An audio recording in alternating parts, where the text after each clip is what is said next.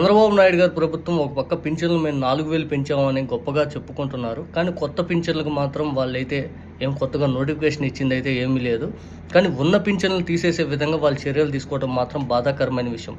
ఇప్పుడు ప్రెజెంట్ చంద్రబాబు నాయుడు గారి ప్రభుత్వంలో ముసలి వాళ్ళకి 3 రోజులు టైం ఇచ్చి ఆధార్ వెరిఫికేషన్ మీరు తీసుకొచ్చి చూపించండి అని అడగడం, వికలాంగులకి 15 రోజులు టైం ఇచ్చి మీ వికలాంగుల ధృవీకరణ పత్రం ఏదైతే సరైందా కాదా అది అని చెప్పి మళ్ళీ కొత్తగా మీరు ఇంకోటి తెచ్చుకోండి అని చెప్పి చెప్పడం ఏదైతే ఉందో బాధాకరమైన విషయం.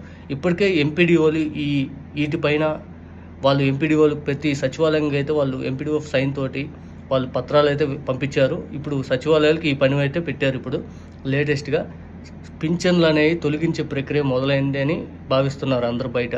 గత నెలలో 74,000 మంది పైగా పింఛన్లు తీసేశారు. 66 లక్షలు మనం ఇచ్చిన 65.5 లక్షలు ఈ నెలలో ఎంతమంది తీసేస్తారు అనేది మాత్రం అందరూ ఎదురు చూస్తూ ఉన్నారు. ఎవరితో భయపడతా బతుకుతూ ఉన్నారు.